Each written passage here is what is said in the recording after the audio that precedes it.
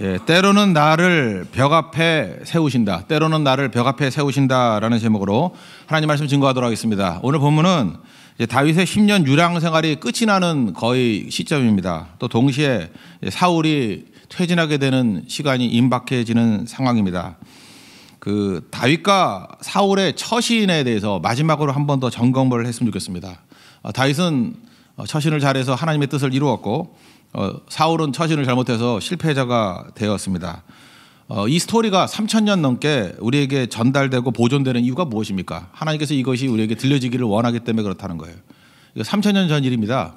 그런데 여전히 다윗과 사울의 처신이 우리 가운데 있다라는 것입니다. 오늘 이 메시지의 핵심은 뭐냐 하면 이거예요. 삶을 결정짓는 것은 하나님이라는 거예요. 이거 모르는 사람 누가 있습니까? 근데 이거 가슴에 새기라는 거예요. 삶을 결정짓는 것은 하나님이시다. 이걸 붙들라는 것입니다. 오늘 사울은 군사 3000명을 동원했습니다. 다윗을 체포하기 위해서 3000명 그러면 엄청 많잖아요. 그런 사람들을 데리고 공격을 했습니다. 24장에도 공격을 했죠.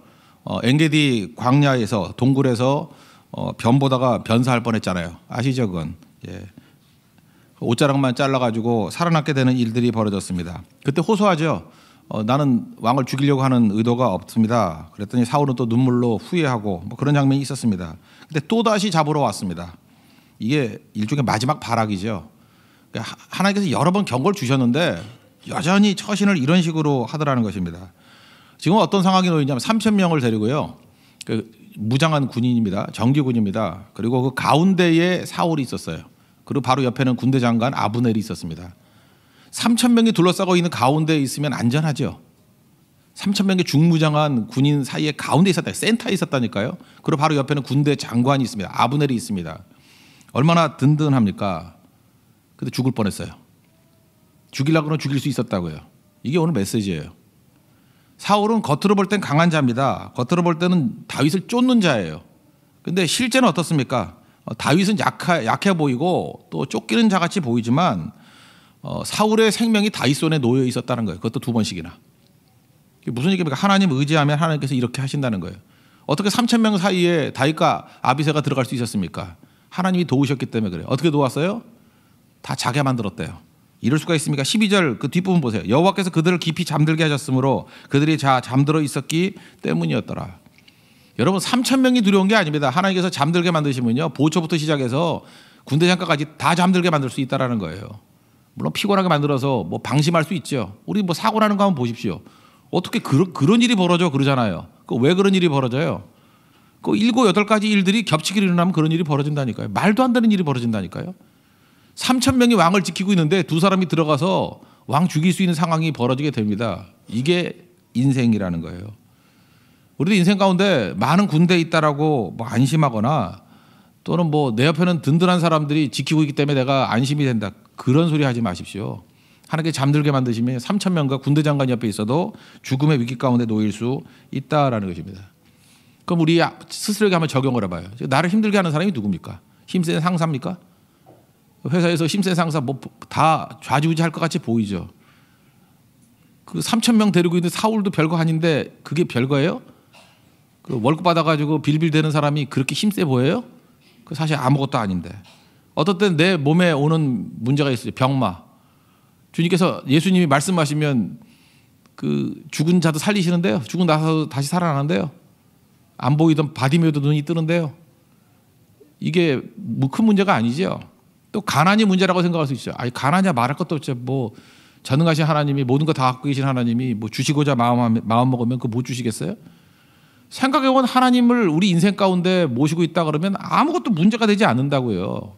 근데 우리는 병이 나를 좌지우지한다고 생각하고 가난이 나를 좌지우지한다고 생각을 하고 이거 결정이라고 생각해요. 그래서 맨날 젊은 애들도 흑수저라 그러고 좌절이나 하고. 사장이 내 행과 불행을 좌우하는 게 아닙니다. 성경 그 얘기를 해요. 그렇게 생각하는 사람이 사울이었잖아요. 이 틀렸다는 얘기죠. 이 전제를 꼭 붙들어야 된다는 것입니다.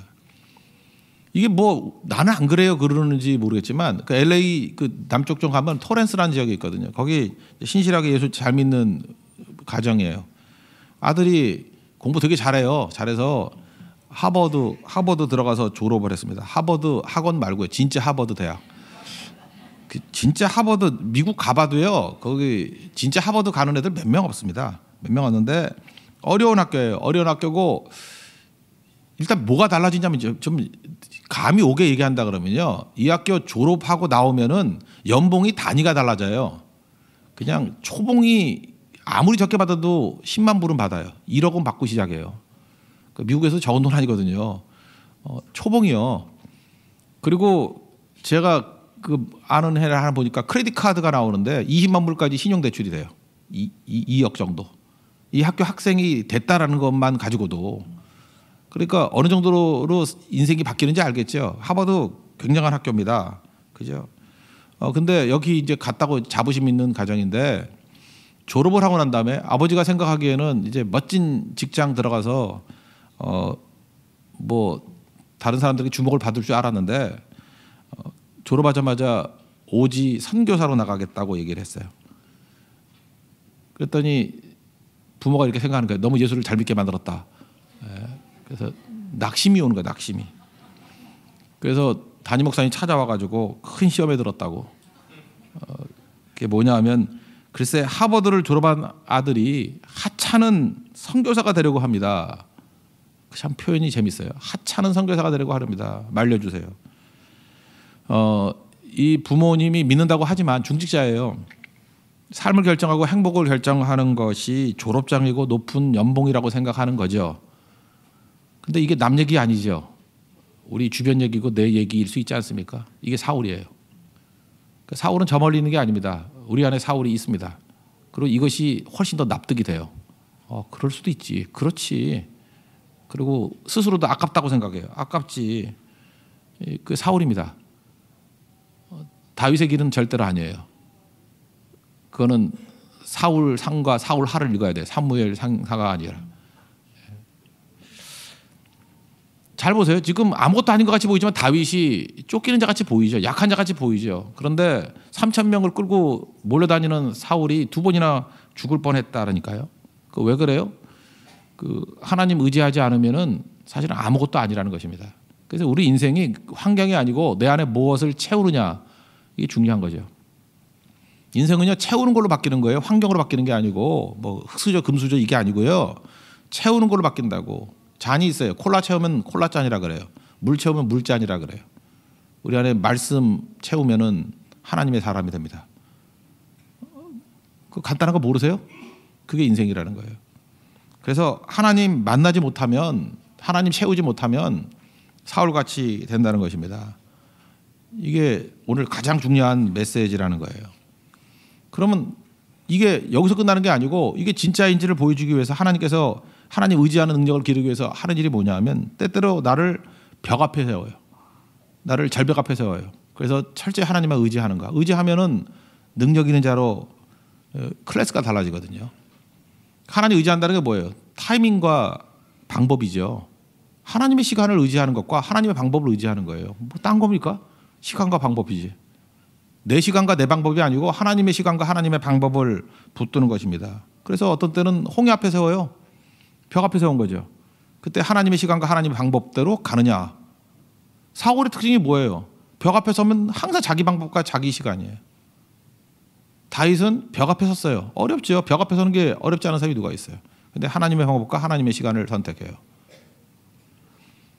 다윗보다 어려운 사람 여기 없죠. 다윗은 우리보다 훨씬 어려운 위치에 놓여 있어요. 그렇지만 그는 항상 하나님 의지하는 하나님의 방법과 하나님의 시간을 의지했다라는 것입니다. 여러분 하나님과 교제해야 우리가 능력이 있다 그러는데 그 믿음의 싸움을 할 때요.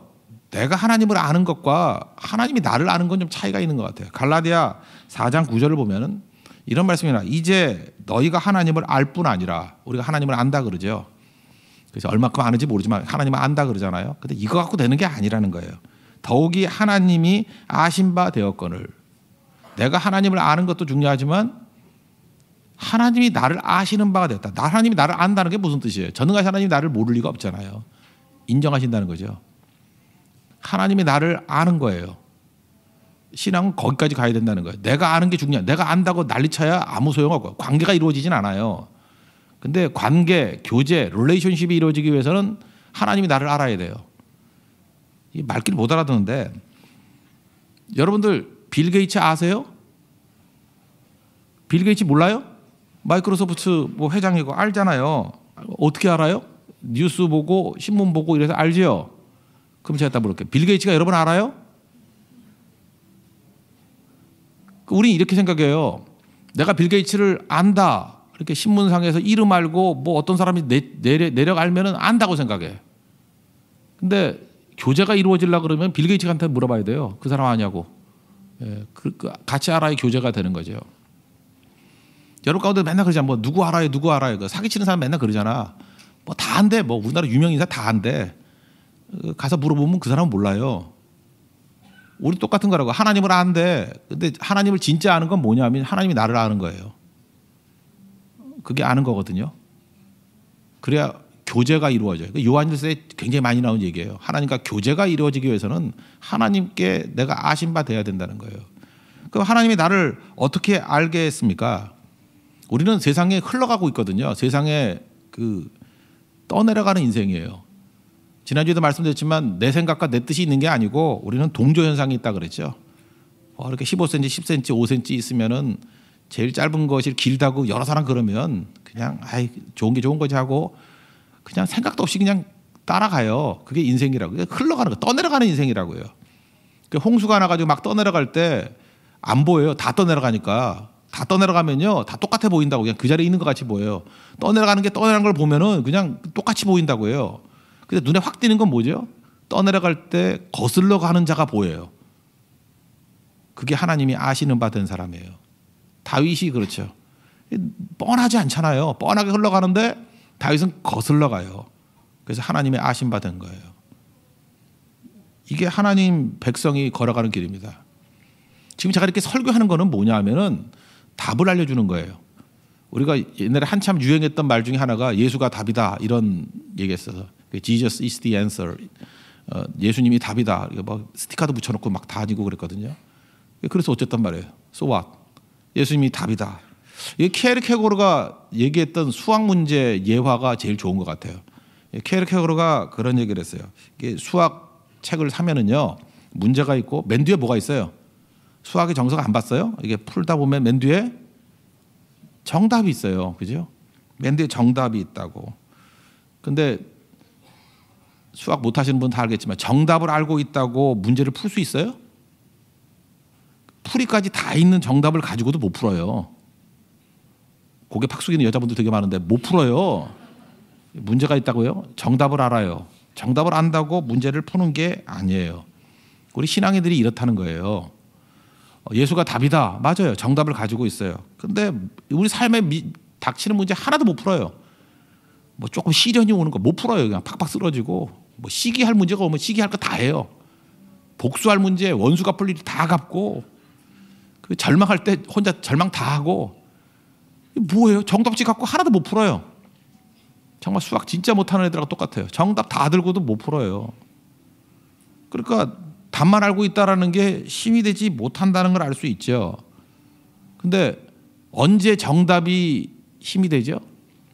끙끙대면서 어쨌든 풀어요. 뭐 쉬운 문제부터 풀기 시작해요. 그래서 막 풀었더니 내가 푼 답과 정답이 일치가 돼요. 그때 아하 하고 푼 거죠. 그죠? 그러고 난 다음에 그런 것이 반복이 되면 새로운 문제도 풀 수 있는 거죠. 그게 실력이 는다라는 거예요. 수학을 좀 잘하는 사람이 금방 이해할 건데 지금 뭔 소리인지 모르는 사람도 있는 것 같아요.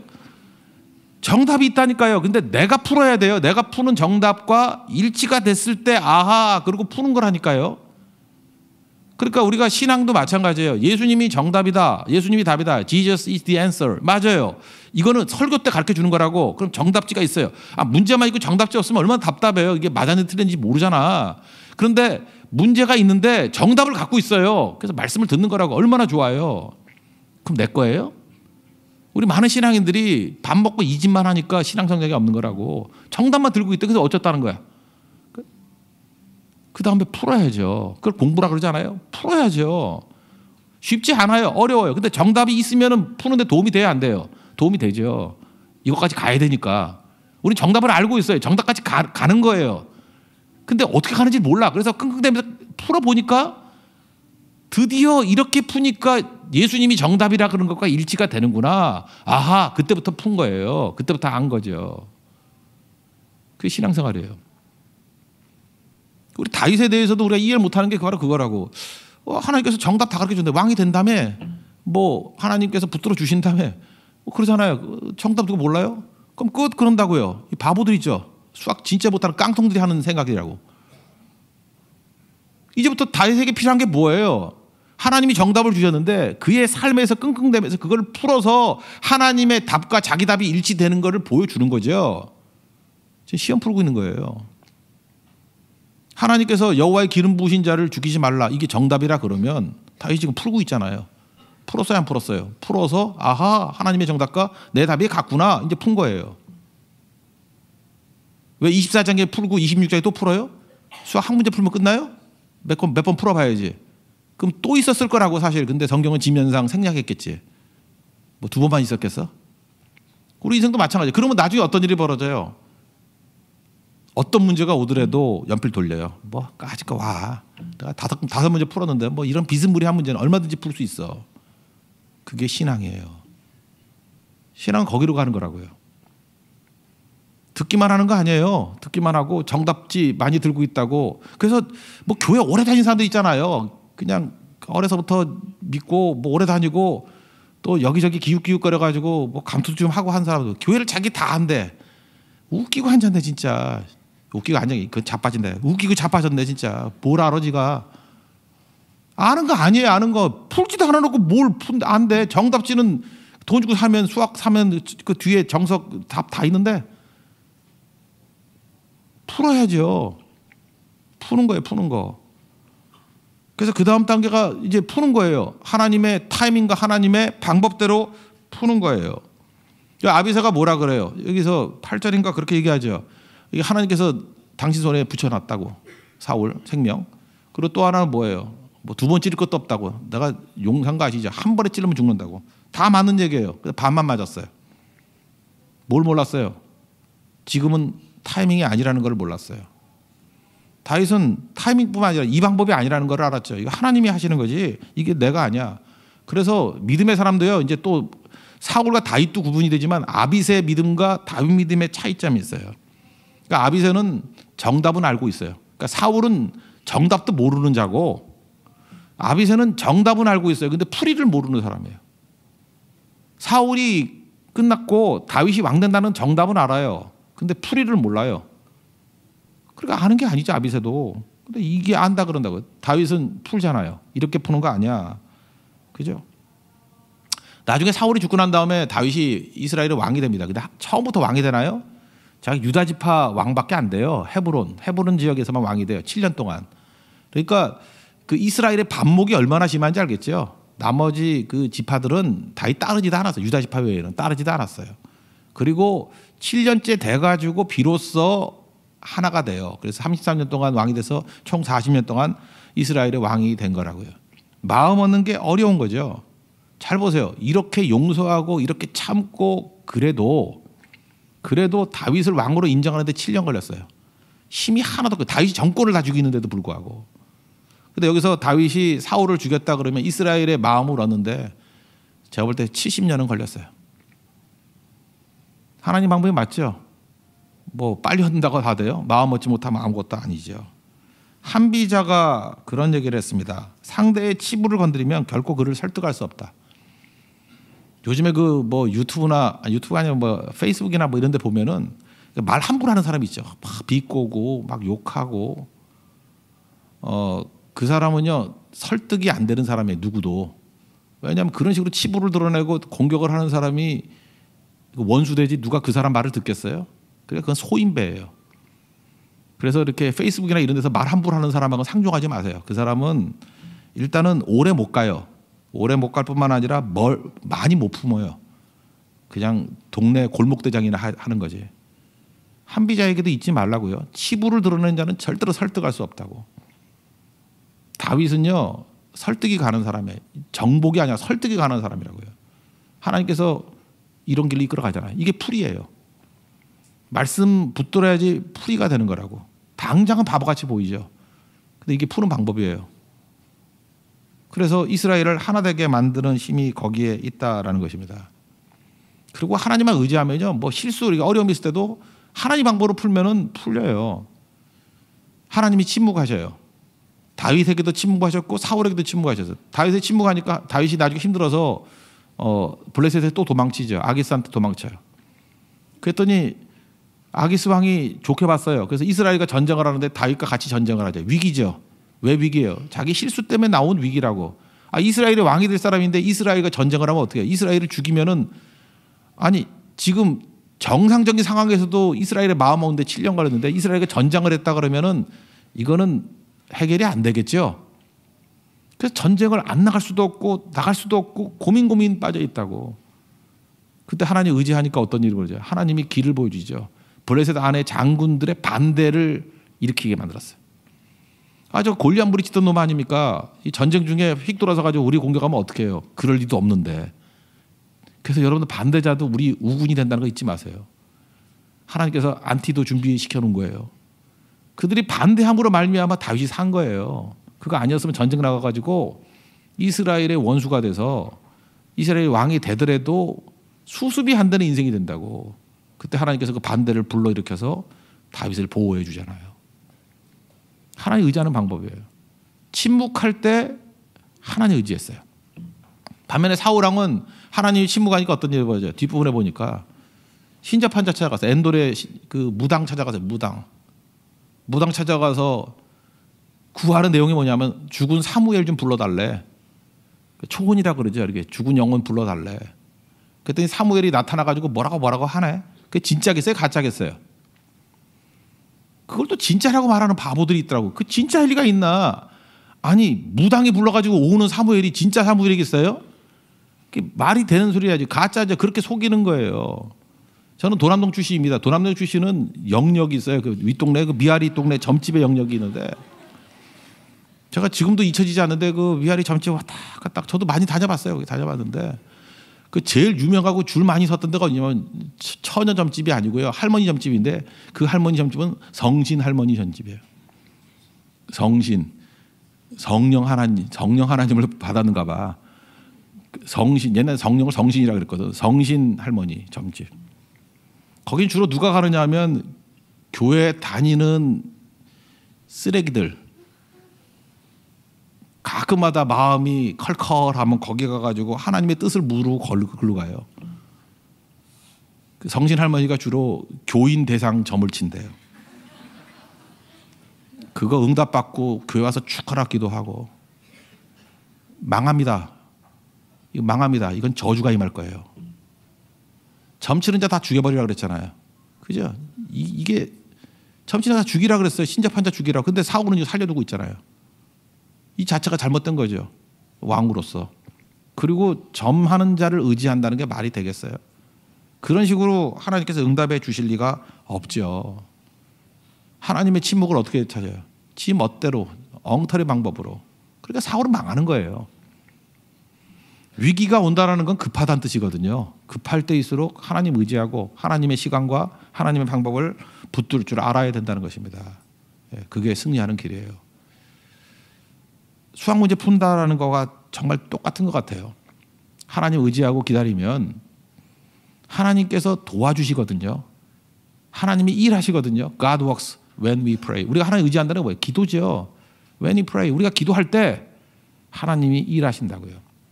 12절에 뭐라 그랬어요? 3,000명이나 되는데 잠재우셨대요.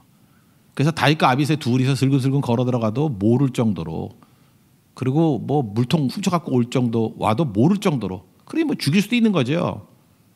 하나님이 일하시는 거예요. 이렇게 하나님께서 우리를 도와주신다는 것입니다. 그러므로 우리에게 믿음이 뭔지 이제 아시겠죠? 예수님이 답입니다. 오늘 설교 이렇게 듣는 건요, 정답지 받는 거예요. 오세요. 정답지 나눠줄게요. 정답지 없으면 못 풀죠. 그죠? 풀어봤자 이게 답인지 아닌지 모르죠. 그 말씀을 들어야죠. 그래서 믿음이 생기는 거예요. 듣고 이게 정답이구나. 이제 알았어요. 목표를.